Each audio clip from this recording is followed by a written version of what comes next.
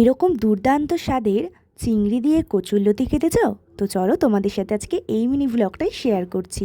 এখানে আমি কড়াইতে প্রথমেই সর্ষের তেল দিয়ে দিয়েছি, এরপরে আমি কয়েকটা কালো জিরে দিয়েছিলাম ফোড়নে। এরপরে আমি কচুরলতিগুলো দেখে নিয়েছো কীভাবে কেটে নিয়েছি, এভাবেই কেটে নিতে হবে। এরপরে এটাকে আমি হালকা হালকা করে ভাজা করে নেব। তারপরে আমি এখানে স্বাদ মতো নুন দিয়ে নিয়েছি, তারপরে দিয়ে নিয়েছি হলুদ গুঁড়ো, তারপরে দিয়ে দিয়েছি একটু লঙ্কার গুঁড়ো, দিয়ে ভালোভাবে কিন্তু এখানে নাড়াচাড়া করে নিয়েছিলাম। আর হ্যাঁ, একটু চিনিও দেবে যাতে ঝালটা নুনটা সমস্ত কিছু ব্যালেন্স আসে। তো দেখতেই পাচ্ছ এগুলো সমস্ত কিছু দিয়ে আমি ভালো করে নাড়িয়ে চাড়িয়ে কিন্তু ভাজা করে নিচ্ছিলাম। আর এরপরে আমি এখানে কয়েকটা কাঁচা লঙ্কা ফেলে দিয়ে নিয়েছিলাম। তোমরা যতটা ঝাল খাবে সেরকম বুঝেই কিন্তু তোমরা লঙ্কাটা ইউজ করো। এরপরে দেখো আমি ভালো করে এখানে ঢাকা দিয়ে দিয়ে লতিটাকে ভাজা করে নিচ্ছিলাম।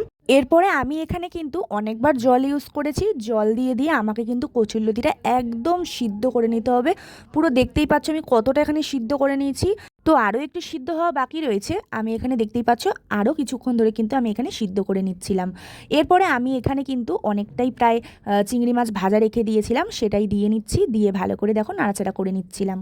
এরপর এটা নাড়াচাড়া করার পরে আমি এখানে কিন্তু সর্ষে পাউডার ইউজ করেছি, তোমরা চাইলে সর্ষে বাটাও ইউজ করতে পারো।